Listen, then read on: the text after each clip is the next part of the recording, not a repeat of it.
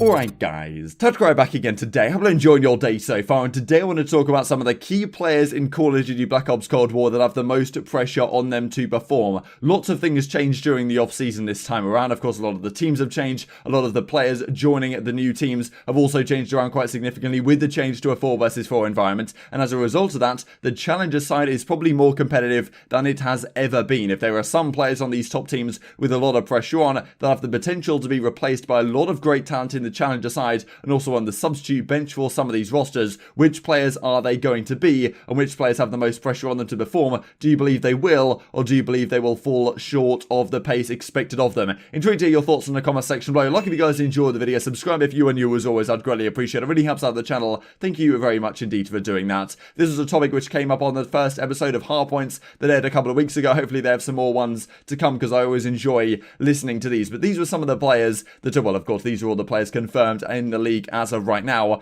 And these are some of the players that I thought we'd mention. So I thought I'd go through a few of the teams. I'll share the clip from the Hardpoints podcast, and then we'll go on to talk through a few more of the teams in addition. So starting with Atlanta FaZe, you could argue that Arcetes is the one to prove it right here, because he, well, effectively wanted to leave Chicago Huntsman for Atlanta FaZe. The pressure may be on him to prove that, look, he can be the best main assault rifle in the game, in addition to providing the leadership capabilities that, well, were required on this team. And I think that's, well, certainly a consistent theme throughout some of these players we might look at here, is the fact that can these guys provide the leadership necessary to take these guys to championships, especially if that's something they were maybe, well, short of last season, or maybe someone else was providing last season in a 5v5 arena, was now in 4 versus 4. It's not quite the same thing. So certainly our seasonal Atlanta FaZe, you could say, is the person with the most pressure on to prove he's made the correct decision to leave the Huntsman to go on to Atlanta FaZe, but I don't really ever, well, I don't have too much worries that he's going to be able to do that. Dallas Empire is certainly an interesting one to me, and it seems interesting to, well, to suggest that Crimsix has the pressure on him,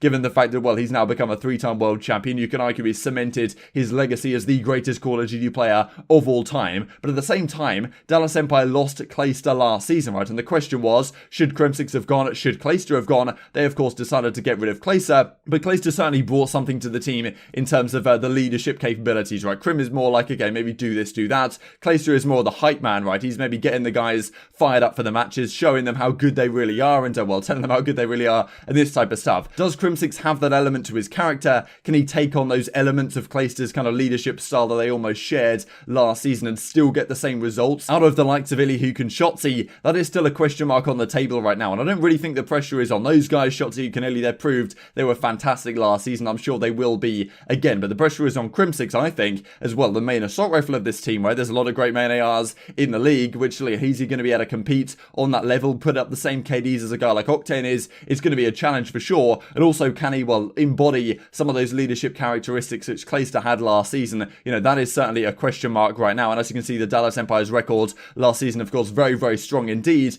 throughout the entirety of it, winning a number of events, of course, also winning the World Championship. But now, without Clayster in the team, is it going to be exactly the same story? Florida Mutineers, you can look at a couple of players. You can look at Awakening, for example, if we do go back to LAN. Is he going to be able to prove that he can uphold this fantastic level in a LAN environment? But also Slacked, right? With the very unfortunate passing of Ferro a month or so ago now, is Slacked going to be the best fourth to this team? Can he provide the slaying power that Ferro would have been able to make sure Florida was still going to be a championship contender, right? So certainly that's the question there. Royal Ravens as well, especially given the fact that Scraps and Waskin are gone from the team. The argument could be that, okay, the pressure is on Shawnee, right, to prove he can be one of the best assault rifles. We know he's going to be a great team player and all this type of stuff, but at the end of the day, guys like Octane, guys like Arcetes are out there gunning for you, trying to drop 1.2 KDs. If Shawnee can't do a similar thing and can't compete on that level in the sling, especially in a game which is kind of assault rifle dominated right now, then you could argue the pressure is on Shawnee to prove that he is the right pick for the Royal Ravens over a guy like Waskin or a guy like Scraps, for example, who could have potentially slotted into that role nicely, maybe even 0 runs the main AR or something to that effect. So I thought I'd share the clip from the Hardpoints podcast right now, and then we'll continue the story. What do we think about the state of mind of Dashy after what happened the last year? I mean, this is where he wanted to be. Oh, of course. That was all the drama, right? He got wanted blessed, to be on Chicago last year. Yeah. Yeah. He wanted to be on Chicago last year. And I think he just kind of threw a fit because he wasn't. And that's when all of the drama started. Hector basically had to sit him down and said, like, you got to grow up a little bit this year. You know, like, it's time. Like, you threw a career, a prime year away last year. You threw it away. It's just what it was. Absolutely. he's got to have a big year, and he's got to be happy because he's what he feels is his home. So after an absolutely horrible season on Seattle Surge, the pressure, you can argue, is on apathy on the Los Angeles Guerrillas to prove that, yes, he's getting on the latter half of his career, certainly, but can he still be one of the best, SMGs in the game, and one of the players who, of course, won the World Championship alongside a very similar squad, minus Vivid plus Aches, at the World Championship in 2018. Can this core 3 still be the same? Apathy may here be the key piece to the puzzle. Los Angeles Thieves is an interesting one to me, because Los Angeles Thieves, TJ Halley was not really good at all in the Modern Warfare season, so you could argue the pressure's on him, but to me the pressure more is on Temp, right? In the past, Temp and Slasher, they have teamed together in the past, not necessarily with great results. He's wanted to team with Kenny for a while, and still Temp has never, won a LAN event. He did win on the New York Subliners at the Subliners' own home series throughout the Modern Warfare season, but still the question could be on Temp, right? Look, they're giving him this opportunity on this team. He's had this beef kind of with nade shots back in the day, playing for Los Angeles Thieves, one of the teams that you certainly want to be playing for. This is an opportunity which you can't really mess up, right? And certainly you can say a similar thing for Dashy on OpTic Chicago, given some of their questionable reputation these players have at times. Can Temp clutch up and actually be the player that they need him to be here at the Los Angeles Thieves, especially given that kind of how everything went down throughout the offseason. It was somewhat challenging to get a fourth player, which they wanted on the team. I think they might have wanted Priester for a while, but Temp is going to be on this team this season, and certainly you could argue the pressure is on him to prove they have made the correct decision here, and to prove that he is deserving of this spot on this squad. Minnesota Rocker is interesting because I think you can look at some of the players and the decisions they have made and argue that, the pressure is on them to prove they have made the correct decision, because a guy like Attach seems like this isn't possibly true, but it seems to me that maybe he chose accuracy and teaming with accuracy on a Rocker squad over teaming with Clayster, for example, on the Subliners, where it might have made sense for Attach to just be on the Subliners under Clayster, Zuma and Mac, but he's gone this direction to go with accuracy. Priester is also an interesting one because it's possible he could have joined the Los Angeles Thieves, but now he's kind of running a main SMG role in a team that does look kind of very slow on paper. So the question is, okay, Priester, you're such a fantastic player, one of the best flex players in the entire game. Have you, forfeited the ability to use that, use that versatility to great effect by going on to the Minnesota Rocker here? Subliners, of course, have Hydra as a question mark. There's a French talent, the French simp, some people have been calling him. If he does get the opportunity to play, with the scene potentially waiting in the wings to come into this squad as well, then, can he prove his worth in this squad? Also, that is a question mark. OpTic Chicago, then. This is one of the big question marks, because last time Dashy was teaming with Scump, they had such great success early on in that OpTic Gaming squad right at the start of Black Ops 4, but going into OpTic Gaming Los Angeles last season, things obviously, didn't work out to a great effect. He didn't really have the motivation to play.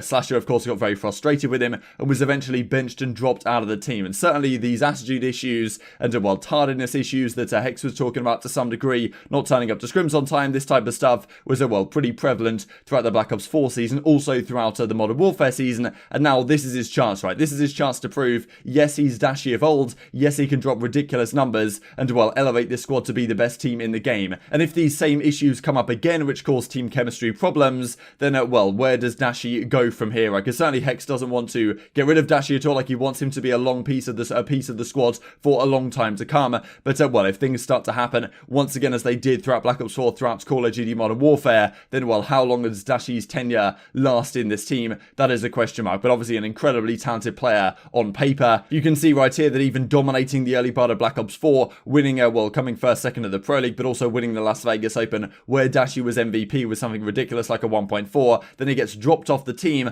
after week 10 in Paris. Did come back, I think, for one game at the World Championship. Dashy had to sub in for Keddy because all the booting stuff was going on at the time, but that is certainly a question mark now. Back on OpTic Chicago, how well can they do this season? A lot of it does rely on Dashy, you can argue. Seattle Surge, the question mark might be around Pristini. You could say, okay, Pristini and Looney, the two kind of SMGs on this squad. It seems to me like, okay, Looney's there to be the glue for the squad and be a solid, serviceable player, but if they do need a slaying SMG, Pristini has to be the guy to be the slayer, right? And Gunless, you could also argue the pressure's on him in a similar way to Dashy, right? And these other players, the fact, okay, he has, reputational issues, let's just say that. If this team falls apart again, maybe the pressure's on Gunners to prove that he actually can be on a squad that lasts the test of time. But you can also say that, look, Pristini, you have to be a slaying SMG here. You have to be putting up numbers if you want to compete with some of the best squads in the game. Can Pristini do that when traditionally he's been more of a role player, especially one that when he won the World Championship on E United in 2019? The question is on him. Also, Toronto Ultra then, just to finish you off the video, regarding, well, their substitute being Insight, right? And Insight's pretty much always been a main assault rifle, and well, Methods, of course, being the main assault rifle on Toronto Ultra, you could say that, okay, Clean Expanse and, well, Cammy, they're not really up for a replacement. The person who might be up for a replacement is actually Methods, right, with Insight on the bench, and, well, the possibility that, especially given that Cammy, Clinics, and Bance are all from Europe, and, well, Marky B and Flux, the coaching staff, they're not American, you know, you could say that Insight coming into the team for Methods is actually something which may well happen and could be justified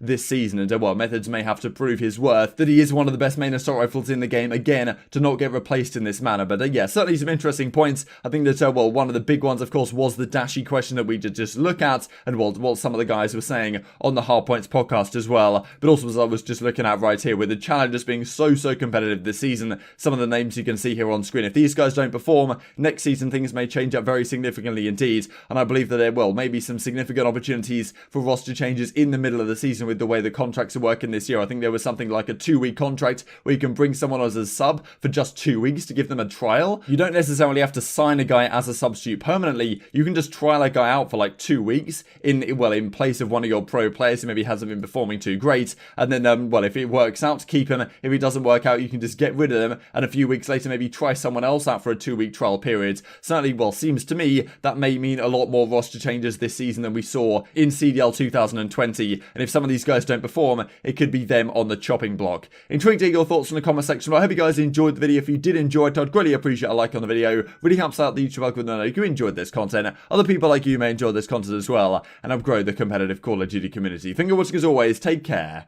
and I will see you next time.